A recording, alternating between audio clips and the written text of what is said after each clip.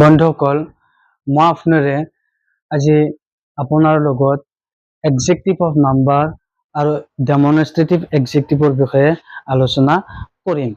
তো আমি অলৰেডি বুজি পাইছোৱে যে এডজেক্টিভ ৱৰ্ড কোনবিলাক। So' adjective of number and demonstrative এডজেক্টিভৰ বিষয়ে মই আপোনাক ভালদৰে আজি বুজাবলৈ যত্ন কৰিম। আপুনি অতি মনোযোগেৰে ভিডিঅ'টো চাই থাকক, চালে আপুনি নিশ্চয় বুজি পাব। এতিয়া এট ফাৰ্ষ্ট মই আলোচনা কৰিম এডজেক্টিভ অফ নাম্বাৰ। এই এডজেক্টিভ অফ নাম্বাৰ বুজাৰ কাৰণে মই এটা সৰু এক্সাম্পল লৈছো। মোৰ হাতত কিমানটা আঙুলি আছে? মোৰ হাতত মই 10টা ফিংগাৰৰ কথা কৈছো। মই কিমানটা ফিংগাৰৰ কথা কৈছো, কিমানটা আঙুলিৰ কথা কৈছো? এই 10টা ফিংগাৰৰ কথা কৈছো। অৰ্থাৎ মই যে এই 10টা আঙুলিৰ কথা কৈছো, এই 10 যিটো নাম্বাৰ, এই নাম্বাৰটোকে আমি এডজেক্টিভ অফ নাম্বাৰ, অৰ্থাৎ আমি যেতিয়া কোনো এটা নাম্বাৰ সংখ্যাৰ কথা কওঁ সেইটোৱে এডজেক্টিভ অফ নাম্বাৰ বুলি ক'ব পাৰি। এতিয়া এডজেক্টিভ অফ নাম্বাৰৰ ভিতৰত কোনবিলাক ৱৰ্ড পৰিব মই ব্লেকবোৰ্ডত লিখিছো, আপুনি লক্ষ্য কৰক। Few, many, several, one, two, first, second, এইবোৰ ৱৰ্ড এডজেক্টিভ অফ নাম্বাৰৰ ভিতৰত পৰে। কিন্তু এই যে ৱৰ্ড ফিউটো লিখিছো, ই কেতিয়াবা এডজেক্টিভ অফ কোৱান্টিটি হিচাপেও ইউজ হয় আৰু কেতিয়াবা এডজেক্টিভ অফ নাম্বাৰ হিচাপেও ইউজ হয়। অৰ্থাৎ কেতিয়া ইউজ হয়? আমি যেতিয়া সংখ্যা বুজোৱাৰ ক্ষেত্ৰত এই ৱৰ্ডটো ফিউ ৱৰ্ডটো আমি ইউজ কৰো, তেতিয়া ফিউ ৱৰ্ডটো এডজেক্টিভ অফ নাম্বাৰ হিচাপে ইউজ হয়। এতিয়া আপুনি লক্ষ্য কৰক, মই ইয়াতে 6টা এক্সাম্পল লিখিছো। এই এক্সাম্পল কেইটা আপুনি ভালদৰে লক্ষ্য কৰক। এক্সাম্পল কেইটা লক্ষ্য কৰিলে আপুনি নিশ্চয় বুজি পাব। মই লিখিছো ইয়াতে হি হ্যাজ ফিউ কাউস, তোৰ কি আছে? গাই গৰু আছে, কেইটামান গাই গৰু আছে। অৰ্থাৎ নাম্বাৰ বুজোৱাৰ ক্ষেত্ৰত এই ফিউ ৱৰ্ডটোক আমি এডজেক্টিভ অফ নাম্বাৰ হিচাপে ইউজ কৰিব পাৰো। আৰু আকৌ ইয়াতে লিখিছো she had many toys, তাইৰ বহুত পুতলা আছে। অৰ্থাৎ এই মেনিটোক নাম্বাৰ বুজোৱাৰ ক্ষেত্ৰত, অৰ্থাৎ নাম্বাৰ বুজোৱাৰ ক্ষেত্ৰত ইউজ কৰা হৈছে। চ' ইয়াক আমি সেইভাৱে এডজেক্টিভ অফ নাম্বাৰ হিচাপে ইউজ কৰিব পাৰিম। ইয়াতে লিখিছো 3rd নম্বৰ এক্সাম্পলত he had several toys, তেওঁৰ বহুত কেইটা মানে কি আছে? পুতলা আছে। অৰ্থাৎ এই পুতলাটোক আমি নাম্বাৰ বুজোৱাৰ ক্ষেত্ৰত সেভাৰেল ৱৰ্ডটো ইউজ কৰিছো। ইয়াক সেই হিচাপত চাব গ'লে আমি এডজেক্টিভ অফ নাম্বাৰ হিচাপে ইউজ কৰিব লাগিব। এণ্ড 4th নম্বৰ এক্সাম্পল আপুনি লক্ষ্য কৰক, the camel has one hump, কেমেলৰ কি আছে? উত্তৰ কি আছে? এটা কুজ আছে। উত্তৰ পিছফালে যে মাথাত এটা হেৰি থাকে, কুজ থাকে, সেই কথাটো বুজাইছে। অৰ্থাৎ এটা থকা বুজাইছে। এটা নাম্বাৰ অনক নাম্বাৰ হিচাপে বুজাইছে।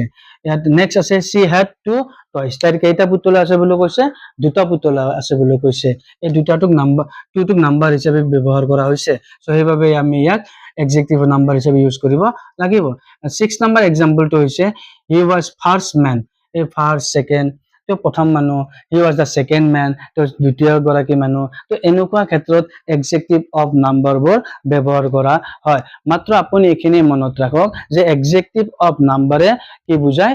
সংখ্যা বুজোৱাৰ ক্ষেত্ৰত ব্যৱহাৰ কৰা হয়। আৰু ইয়াতে যে few, many, several, one, two, first, second, এইবিলাক ৱৰ্ড ব্যৱহাৰ হয়। এইখিনি কথা মনত ৰাখিলে আপুনি নিশ্চয় উপকৃত হ'ব পাৰিব আৰু এডজেক্টিভবোৰ চিনি পোৱাটো আপোনাৰ কোনো অসুবিধাৰ সৃষ্টি নহ'ব। এতিয়া আমি ডেমনষ্ট্ৰেটিভ এডজেক্টিভৰ বিষয়ে আলোচনা কৰিম। এই ডেমনষ্ট্ৰেটিভ এডজেক্টিভটোৱে কি কয় তাক বুজাৰ কাৰণে আপুনি ব্লেকবোৰ্ডত লক্ষ্য কৰক। নাউনক নিৰ্দিষ্ট কৰি দিয়ে। ই কাক নিৰ্দিষ্ট কৰি দিয়ে? নাউন এটাক নিৰ্দিষ্ট কৰি দিয়ে। That means demonstrative adjectives are adjectives that are used to point out specific person or things. মানে ই এনেকুৱা এটা এডজেক্টিভ যে নাউনটোক নিৰ্দিষ্ট কৰি দেখুৱাই দিয়ে। কাক দেখুৱাই দিয়ে? নাউনটোক নিৰ্দিষ্ট কৰি দেখুৱাই দিয়ে। এই ডেমনষ্ট্ৰেটিভ এডজেক্টিভত কোনবিলাক ৱৰ্ড আহিব? this, that,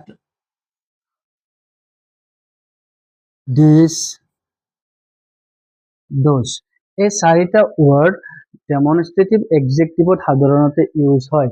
এই দিছটো ওচৰত বুজায় আৰু এই দিছটো ওচৰত বুজায়। অৰ্থাৎ this and THESE, এই this ৱৰ্ডটোৱে ক'ত বুজায় ওচৰত কোনো এটা বস্তুক নিৰ্দিষ্ট কৰি দিয়া বুজালে এই ৱৰ্ড দুটা আমি ইউজ কৰিব লাগিব ইয়াক ইউজ কৰিম সিঙ্গুলাৰ হিচাপে এই দিছটোক ইউজ কৰিম সিঙ্গুলাৰ হিচাপে কোনো এটা বস্তুক যদি আমি নিৰ্দিষ্টকৈ দেখুৱাই দিব লাগে এই ৱৰ্ডটোক ইউজ কৰিম এণ্ড THESE এই ৱৰ্ডটো আমি কেতিয়া ইউজ কৰিম যেতিয়া কোনো বস্তু প্লুৰেল হিচাপে ওচৰত থকা বুজায় বা নিৰ্দিষ্টকৈ আমি বুজাব লাগে তেতিয়া এই THESE ৱৰ্ডটোক আমি ইউজ কৰিম আৰু যেতিয়া নিলগৰ কোনো এটা বস্তু সিঙ্গুলাৰ বস্তু এটাক যদি বুজাব লগা হয় তেনেহলে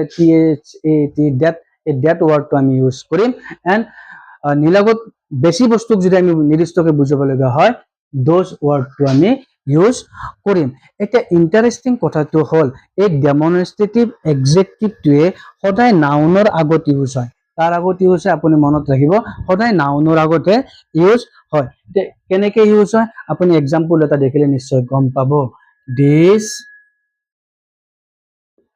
book is mine এই কিতাপখন কাৰ মোৰ কিতাপ নিৰ্দিষ্টকৈ বুজাই দিছে এই কিতাপখনক নিৰ্দিষ্টকৈ বুজাই দিছে সেইকাৰণে এই দিছটো হৈছে কি ডেমনষ্ট্ৰেটিভ এডজেক্টিভ আৰু ই কাৰ আগত ইউজ হৈছে নাউনৰ আগত এই বুকটো এটা নাউনৰ আগত ইউজ হৈছে এটা আমি এনেকৈ ক'ব পাৰোঁ this is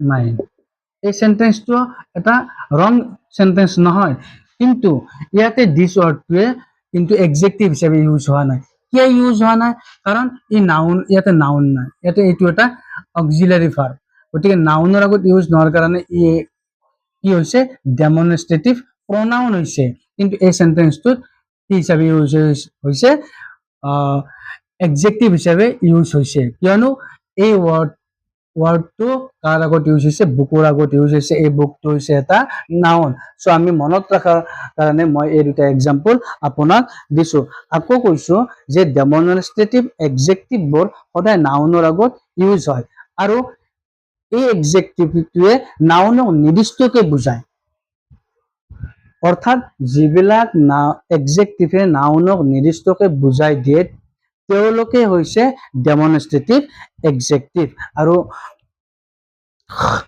আপুনি চাব যে এই ৱৰ্ড কেইটা যদি আপোনাৰ মাইন্ডত থাকে তেনেহলে আমি ডেমনষ্ট্ৰেটিভ এডজেক্টিভ বিচাৰোতে কোনো অসুবিধা নহয় আৰু এই সৰু কথাটো যদি আপুনি মনত ৰাখিব পাৰে তেতিয়া ডেমনষ্ট্ৰেটিভ এডজেক্টিভ বিচাৰত কোনো আমাৰ অসুবিধা নহয় এইখিনিয়ে আজিৰ টপিক আৰু পৰৱৰ্তী পৰ্যায়ত বাকি যি ডেমো এডজেক্টিভৰ পাৰ্ট আছে মই ভালদৰে আলোচনা কৰিম আজিলৈ এইখিনিয়ে বাই বাই